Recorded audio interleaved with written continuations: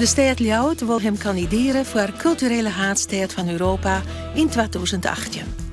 Voor en zesstonders lieten haar jaren. Joet een tussenbalans.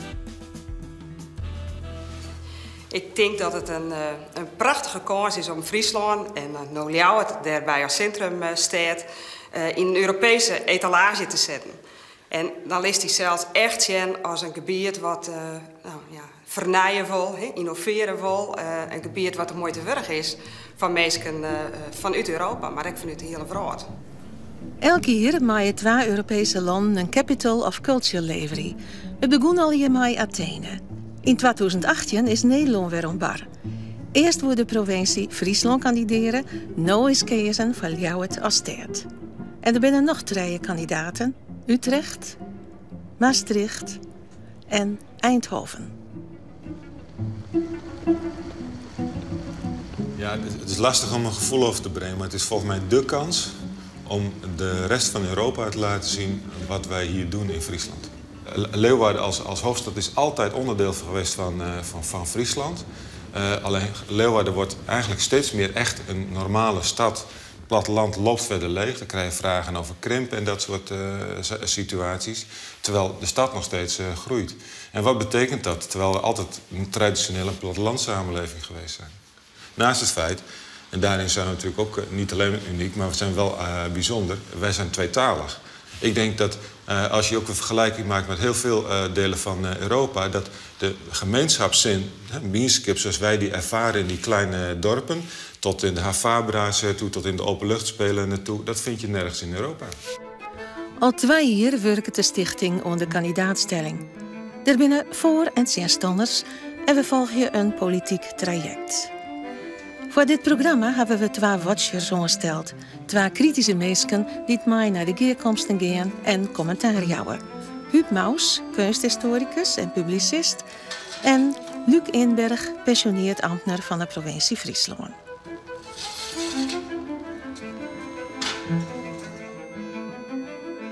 De culturele haardstad zal zondag om 80 miljoen euro kosten. En wat zal het Friesland opleveren? Op zo'n december is er een stedencommissie en daar mag ik insprutsen worden.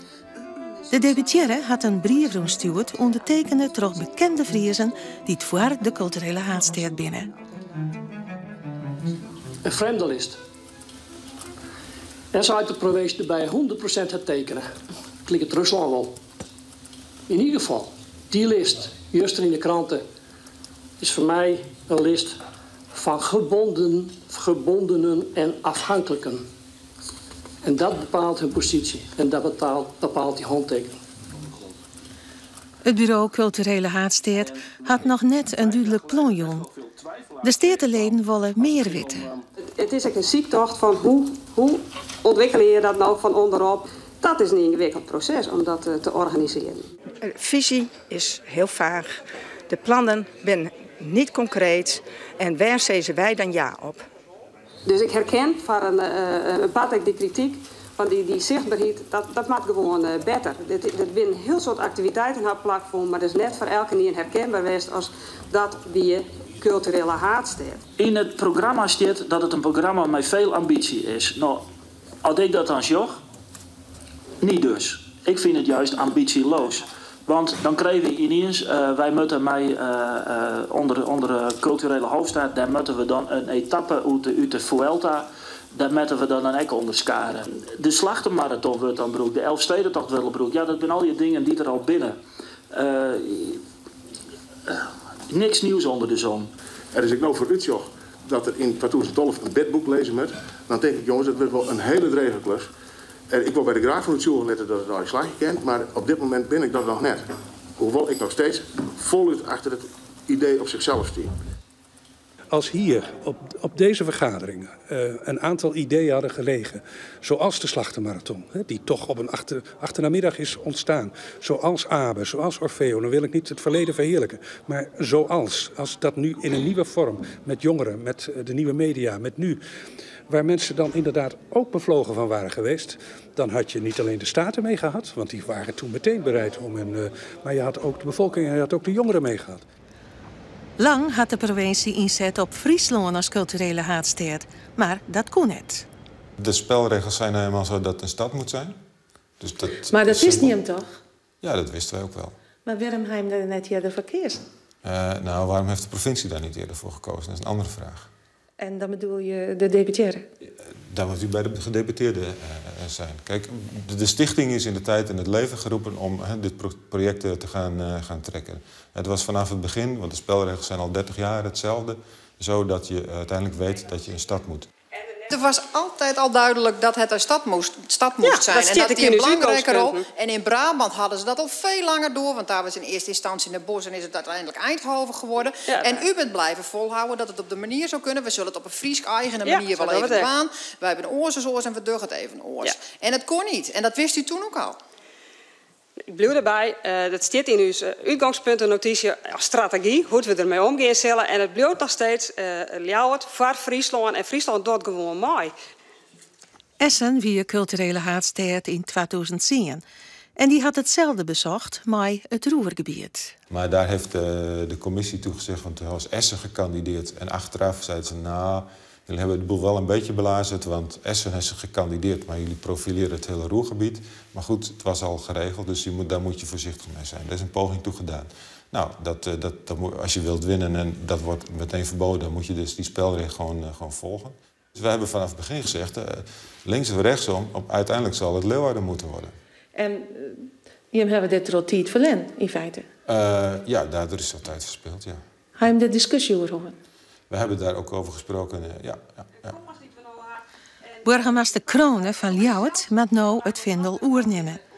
Maar gauwens had hij hem verdiepen in wat de culturele haardstad inhoudt. Ik dacht namelijk ook culturele hoofdstad, dat gaat over cultuur met een grote C, want zo schrijf je het ook. En dat gaat dus over cultuur die misschien ook wel wat elitairder van karakter is.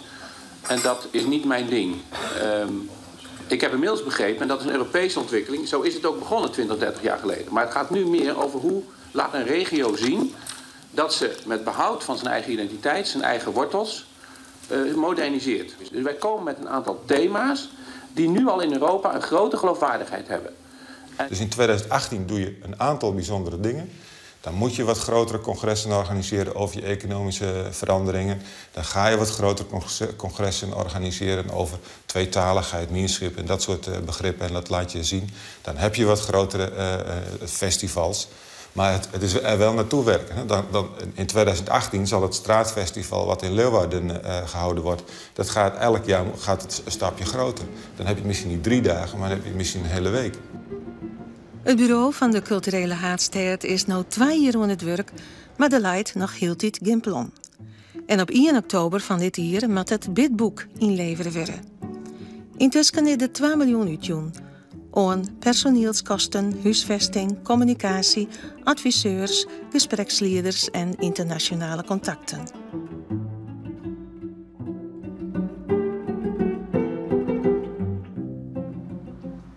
De gemeente Ljouwert bezuinigt op cultuur. Het centrum Parnas is een van de slachtoffers. Mijn hoor moet de stad 10 miljoen inleveren. De culturele haardstad komt in de Raadscommissie van Ljouwert onder water. Een positief besluit nemen over de kandidaatstelling en de financiële bijdrage wordt u in maart 2012 een uitgewerkt projectplan aangeboden. De vlaggenmast die ik in de tuin had alleen nog maar een blauw-geel wimpeltje aan hong. Maar ik zal daar nou een Friese wimpel aan hangen, want ik zou het prachtig vinden als we als Ljouwert. En ik zie het als een geweldige kans om samen met de provincie, als we hier in de stad echt hoofdstad van deze prachtige, haardstad van deze prachtige provincie willen stellen, dan moeten we dat mijl qua ik uitvieren en uitroppen. En dan denk ik dat het van nou altijd wijzen moet dat op de orde hou een Friese vlaggen waaien moet. Er zijn net weinig mensen die er aan twijfelen dat als Ljouwert culturele haardstad wordt van Europa, dat een grote kans is. Maar het gaat er vooral over, hoe komen we daar? En heel vaak wordt er zijn van, eigenlijk het enige wat we dwammen is tretje mensen in Brussel, hoe het je. Maar ik denk dat we ook nog een hele soort en een volle grotere groep Friesen en Ljouwerters hebben die nog uitzoeken moeten worden of dit wel mat. En daar ben ik één van en daar is de CDA-fractie onderdeel van. Wij zijn ook wel wat afwachtend. Want dat past natuurlijk ook wel wat bij Friese aard. Hè? Van eerst even chatten. Wat krijgen we nou? En wat moeten we daar verdwan? En wat levert het dus op? Nou, en in die stemming zitten wij in de fractie echt nog wel wat. En dat had natuurlijk ook van alles te krijgen. Maar de tijd waar we nu in zitten, dat we hartstikke bezuinigen moeten op een heleboel terreinen. Ook op cultuur. En dat maakt het dus voor ons wel lastig om een keuze te maken. Dank u wel. Dank u wel, de heer Hollander, VVD-fractie. Er is te weinig geld om al de dingen te doen die we zouden willen doen en moeten doen en goed doen. Dat zie je aan city marketing, dat zie je aan een instelling als Parnas. Daar discussiëren we lang over en dan lijkt het maar niet uit. En dan vragen we ons wel af, ga je nou deze start maken? En ja, dan vind ik ook dat u een behoorlijk risico neemt. De meerderheid van de RIE is kritisch. Maar alle fracties hebben gezegd, het idee zou fantastisch zijn, ook daar begon het CDA mee. Als we culturele hoofdstad worden, dan is het een enorm succes. Maar de weg ernaartoe ga je dat doen. Maar daarvan had ik steeds gezegd, dat proces, dat gaan we maart pas hier bespreken. Dan weten we ook welke steun hebben we vanuit de bevolking, vanuit de provincie. Zullen de Ljouters warm rennen voor de culturele haardstad? Van dit plan niet. Nee, heel duidelijk. Van dit plan worden de mensen volgens mij niet warm. Daar zal je veel meer gevoel in moeten brengen. Het plan wat je nu ziet is eigenlijk, dat doen we allemaal. En als je het plan volgt, dat zou geweldig zijn, maar dat zou je eigenlijk al hebben moeten doen. Want daarin laat je zien dat je meegroeit en dat je de wereld ook snapt. Maar als je dit plan brengt, ik denk niet dat mensen daarvoor naar Leeuwarden zullen komen. We praten na over de Ljouwerter Raadscommissie. Ja, het was een beetje een herhaling van zetten, vond ik. En eigenlijk nog pregnanter van waar zijn we mee bezig, waarom en waar naartoe. Dat waren de kernvragen. Er ligt geen plan, er is geen geld. En wat hebben wij als stad te bieden dat wij deze ambitie kunnen waarmaken? Ik kan me dat net goed voorstellen dat binnen een paar maanden een goed plan luidt en dat dan ik nog, en dat is nog een bijkomende eis, er voldoende geld bij lijn wordt. Want het heeft geen geld. Dat zeiden ze zelf ook. De burgemeester was heel enthousiast toen Ljouwert de kandidatuur dragen moest. Die was heel enthousiast. Misschien ben er toen ook wel gesprekken geweest, want de provincie heeft later geld. No? Die zit volle rommering bij kaas als de gemeente. Misschien ben er wel gesprekken geweest, wat deals sluiten van nou, als je dit voor u verder brengen, dan kun je hem daar brengen in de toekomst, kun je hem daar brengen in de toekomst. Dat zal net het verslaan wezen, maar dus misschien dat Kronen toch wel mogelijkheden zit om vanuit deze positie van ik knap dat voor jullie op. Dan mag er wat zien overstaan natuurlijk. De cultuur in Leeuwarden is aan het doodbloeden. Maar hier wordt een culturele hoofdstad gemaakt, niet van cultuur. Dus alles schuiven we eronder en dan plakken we een etiketje op. Maar de cultuur zelf, die kwijnt weg. Daar hebben ze geen geld voor. En dat is natuurlijk een fascinerend gezicht om te zien hoe ze dat verkopen. Dat vind ik wel knap. Hoe ze dat klaarspelen om enthousiast een verhaal te vertellen wat niks voorstelt. Want ze hebben niks, ze hebben geen plan, ze hebben geen geld. Ze weten niet wie ze zijn. Er is een enorm probleem in de identiteit van de stad. Dat weten ze niet hoe ze zichzelf moeten verkopen. Dus springen we in de lucht, in een sprong vooruit. En ze weten het te brengen. Ik zou het niet durven zeggen of durven vertellen hoe hij dat doet, die burgemeester. Heel knap. Burgemeester Kronen prijst het Ljouwert als culturele haardstad. We zijn hier nou de binnenstad in feite. Hè? We hebben nu bij het stadhuis gaan binnen. Is het wel bekend in Nederland dat Leeuwarden zo'n mooie binnenstad had? Veel te weinig. En Leeuwarden is ook enorm opgeknapt de laatste 10 jaar. Leeuwarden is zich echt ontwikkeld van een rustige, misschien een beetje saaie provinciehoofdstad. Sterk georiënteerd op de agrarische sector. Maar inmiddels in alle opzichten een moderne stad geworden. Met alles erop en eraan. Hogescholen, terrassen, uitgaansleven. Het is echt nu ik zeg wel eens een beetje het Maastricht van het Noorden geworden. De meeste oude gebouwen hebben allemaal weer een functie gekregen in de moderne tijd. En dat is ook goed, want daardoor blijft de stad enorm leven. Dus in oude gebouwen zitten academies of bedrijven of zoals hier het moderne kunstcentrum. Ja, hier komen we bij een van de oude stadspleinen, waar de Oldenhoven natuurlijk het symbool van de stad. Maar ook hier de boulevard met het stadsarchief. Maar ook met het provinciearchief, Tresor. De schatkamer van de Friese taal en cultuur. Waar alles te vinden is over eeuwen en eeuwen Friese cultuur.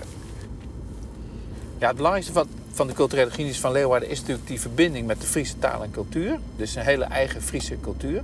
Maar daarnaast hebben we hier de Schouwburg die de 5e van Nederland is. Dus waar alle grote voorstellingen komen die in de rest van Nederland ook zijn. En wat ik heel bijzonder vind is natuurlijk iedere keer de mix van jonge en oude mensen. En heel veel jonge mensen in de stad. Het is echt een jonge stad. Die ook weer een eigen cultuur meebrengen. Maar cultuur is natuurlijk ook de Elfstedentocht. Is ook het scootjeszeilen. Is ook het filiejeppen. Het kaatsen. En dat is heel bijzonder. Dat de Friezen doen nog steeds heel veel van die authentieke sporten. Ook volgens de oudste spelregels. Maar gecombineerd met de modernste middelen. Ja, de Elfstedentocht is natuurlijk ook een wereldberoemd voorbeeld van een prachtige historische wedstrijd. Die ook nog steeds volgens de authentieke spelregels wordt gereden. Het is ook het grootste niet gesponsorde evenement van de hele wereld. Want sponsors worden niet toegelaten. Dus ook dit is voornamelijk vrijwilligerswerk. De Elfstedentocht, trotse historie in de moderne tijd. Je wordt druk werken in jouw on het Zeiloon, want je komt een behoorlijke vernijing.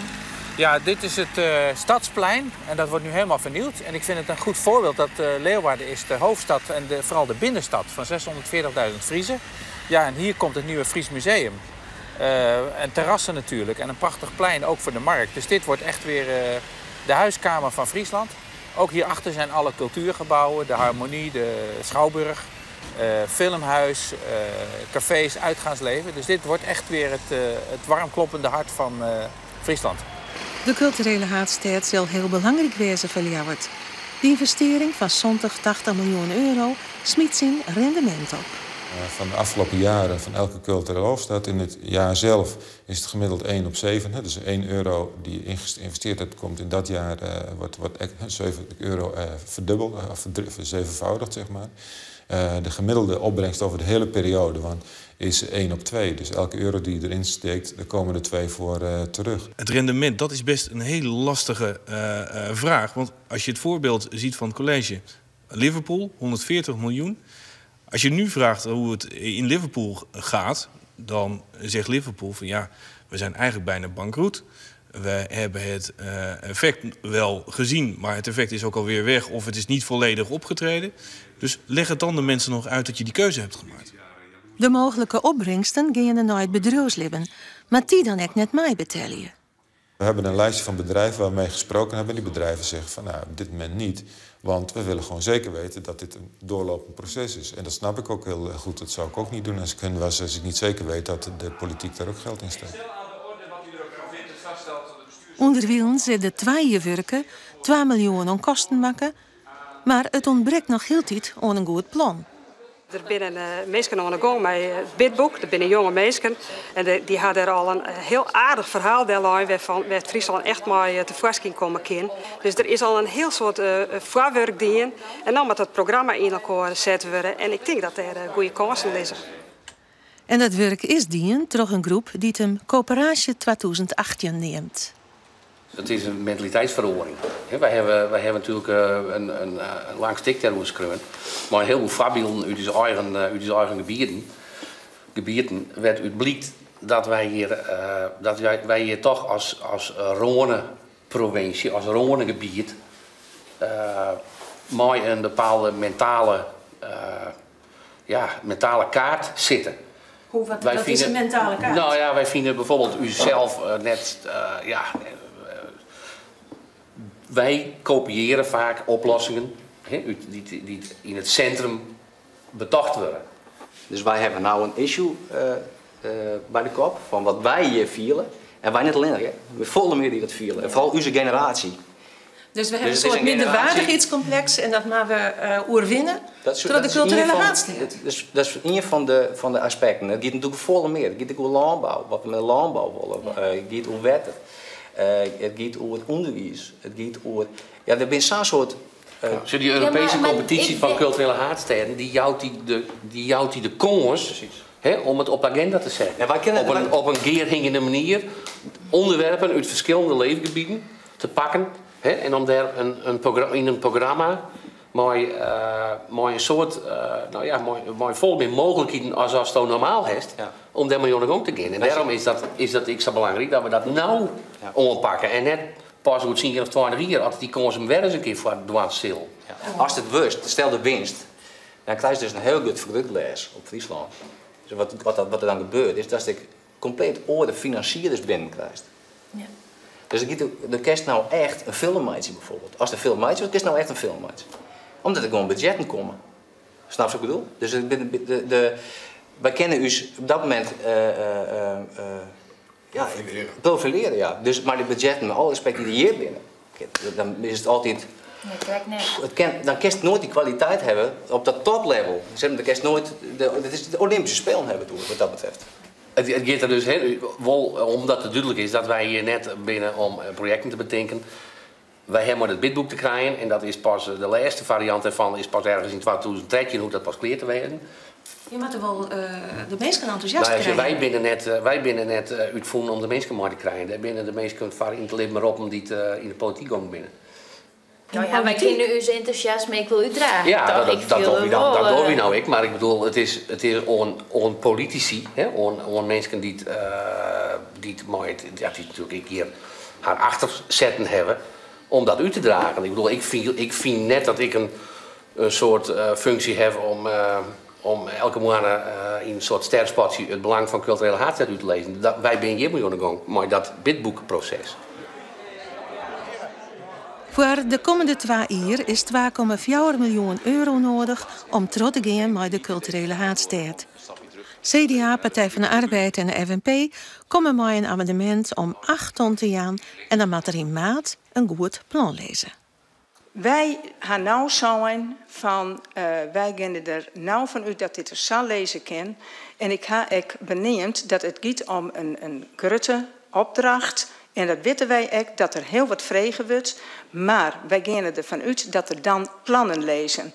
Wat Jem doggen, dat is 1 geld uit jaar, 8 ton. West van, op de manier wat nou gebeurt, west van 1 ding zeker wist, dat is het geld vergrimst. En dat neem ik hem kwalijk. Het is of ja of nee. De VVD wil waken voor een bestuurlijke tunnelvisie. Iets dat je begint vanuit een goed idee, een goede intentie en een goede ambitie. Maar kosten wat kost wil doorzetten. Ook al staan er heel veel signalen op rood. Het college sluit het stuk voor Provinciale Staten af met een aantal conclusies. We hebben de ambitie. Wat ons betreft vragen wij daarbij af of het geen blinde ambitie is. We hebben de urgentie, zegt het college. Welke is nog volstrekt onduidelijk. We hebben het draagvlak. De draagvlak van de meting van het college is niet zeggend. En de opiniepeiling van Omroep Friesland geeft aan dat als er 2 miljoen geïnvesteerd moet worden, dat er nog maar 37% van de Friezen voor het fenomeen is. Wat als de investering 4 miljoen is? Wat als die investering straks 10 miljoen is? Of, zoals het college zelf zegt, straks 60 tot 70 miljoen euro. Ik denk dat er een meerderheid is. Maar het is belangrijk om te leren van het moment. Daar moet je luisteren. De commissie, hier de Partij van de Arbeid, hier ik, in mijn allereerste zin al onjong dat wij vlak voor werden. We zijn het nog heel tijden. En we zijn er blij mee dat onder Wilens Lout haar aansluiten had. Als we nog gewoon sjoggen naar het plan, dan is de provincie Friesland gewoon dom bij gijzelen terug de gemeente Ljout. Met oren worden hekken net van. De gemeente Ljout die had zijn jimmer het is, maar als provincie daar geld in steken. En dat is wie in maart of april of mei wel eens, als de gemeente Ljout nog een paar miljoentjes hier en daar had om het rek in te steken. En dan de stemming over de culturele haardstad. Culturele haardstad 2018, u kunt nu stemmen. De stemming is gesloten. Er zijn 43 stemmen uitgebracht, waarvan 29 voor en tegen 14. Dus het aanvaardt. Wat is nou het belangrijkste wat er vanmiddag gebeurd is? Nou, ze kunnen wel even verder. Ik denk dat dat de bedoeling weer. Onderling coalitie die is lang de dienst. En de rest van de stad een oppositie die voor een deel zit dit helemaal niet meer zitten. Dus ze zitten er maar in de maag en het CDA heeft in de commissie gezegd van we willen eigenlijk helemaal van de eerste 3 maanden niks meer aan en we zien wel wat er gebeurt. Nou, dat hebben ze nou als compromis, juist er blijkbaar gezamenlijk betocht. Nou, daar maken we er 8 ton van. En dan is het weer vooruit en dan zullen we in maart, april, mei, het koopt alweer op. Ik schat in dat ik wel naar de vakantie werken. Maar ja, dan moet het bedboek er al haast wezen. Maar dan mag jou ook al iets dingen hebben zelfs. Ja, nou ja, binnen 3 maanden. Dus er wordt iets doorgedrukt waarvan je kunt zien dat het misgaat of dat het afloopt. En toch dendert die trein maar door. Dus dat is iets heel geks. Ik krijg er geen vertrouwen in de politiek van als ik dit zie. Waar dus de inhoudelijke argumenten niet deugen. Wat zo mooi, een uitgesteld ritueel slachten wordt er genoemd. Ja. Men gaat maar door. En men weet dat het niet goed komt. Ik kan me niet voorstellen dat iemand die een beetje nadenkt met deze gang van zaken verwachten kan dat er in 3 maanden iets op papier ligt wat in 2 jaar niet lukt. Moet dat een ambtenaar bij de gemeente dan eens wel lukken? Dus het is een fictie waarin men gelooft. En dan nog, dat bureau, dat gaat voor 8 ton, hè, dat mag nog gewoon doorgaan. Want die kunnen ze niet ontslaan. Er zijn allerlei mensen al benoemd. Er wordt 8 ton uitgetrokken. Waarvoor? Waarschijnlijk voor wachtgelden. Want ik kan me niet voorstellen wat je in 3 maanden met 8 ton moet doen. Dat is nu gewoon weggeven, dat geld. Of weggooien, laat ik het zo zeggen. Maar je kunt toch helemaal net verwachten dat iedereen die dit nog volgt heeft. En ze zijn al zelf, ik de stedelid 2 jaar bezig. In november 2010 hij zal zeggen van, nou willen die en die voorwaarden moeten aan voldaan worden. En dan kunnen we ja of nee zeggen, go, no go. Nou, daar lijkt helemaal niks. En toch zeggen ze van, nou, een halve go voor 800.000 euro. Nou ja, dan ben je weer een paar maanden verder. Als Friesland het zou worden, of Leeuwarden, als die het zou worden, dan moet er 70 miljoen, werd er gezegd. Waar moet dat geld vandaan komen? Het is nu al duidelijk dat de middelen, de visie er zijn niet, de organisatievermogen is er niet. De persoon die er opgezet was, die functioneerde niet. Dat had al lang gesignaleerd moeten worden. Ja, je vraagt je af, dat is voor mij een raadsel, wat is dan de reden dat die trein doorhobbelt? Is dat een tunnelvisie?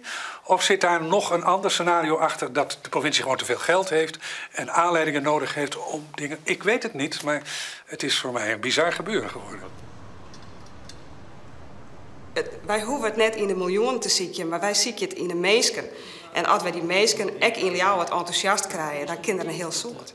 Dus jou het hoeft er niet in te investeren? Wij als provincie staan wij er wat florissanter voor als de gemeente om ons heen. Dus ik vind dat wij daar ook een verantwoordelijkheid in hebben om dat maalkoor te dragen. Nou, en die verantwoordelijkheid nemen wij ook als provincie. Dus je betelli voor jou het? Dat doen wij in deze fase. Binnen wij dit nog aan het voorfinancieren. En als dat tros zet, ja, dat is het. Dan strikken die revenuen in de hele provincie, maar vooral in jouw deel. En dan zal die stad en zal ik het bedrijfsleven zijn bijdrage leveren. Het is een ambitie van Friesland. Ljouwert loekt dit van Friesland. En we zetten Ljouwert nou echt als centrumstad deel. En Ljouwert zal daar grif zijn bijdrage aan leveren. Daar ben ik van overtuigd. Maar ik vind dat wij daar als provincie ook een verantwoordelijkheid in hebben. Wij denken echt mooi over die af. Daar investeren we echt maar ook weer in. Dat doen wij met meer grote projecten in deze provincie die het van belang binnen. En zeker die het internationaal van belang binnen. Door de bezuiniging kan Ljouwert slim investeren in de culturele haardstad. Maar dat zit wel matten, willen ze kans meidje. Nou, Leeuwarden stopt er nu geen geld in. Maar dat komt wel? Ja, dat zal wel moeten. Want ik geloof dat u ook de 40 vragen heeft gezien. En er staat gewoon ook in. Jullie zeggen dat je dit doet. Nou, geef aan wat je de komende jaren daarvoor uittrekt. Hoeveel geld je daarin stopt om die dingen te realiseren. Ik ben er echt van overtuigd dat wij winnen.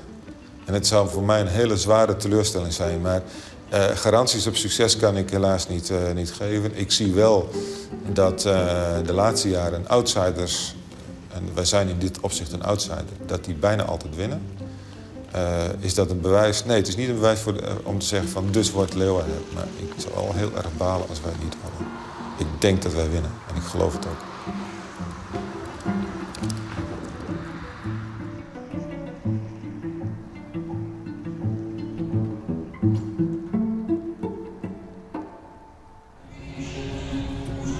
Maak mooi diep zitten. Diep zitten. Heel veel doorzettingsvermogen. Altijd vrolijk, altijd optimistisch.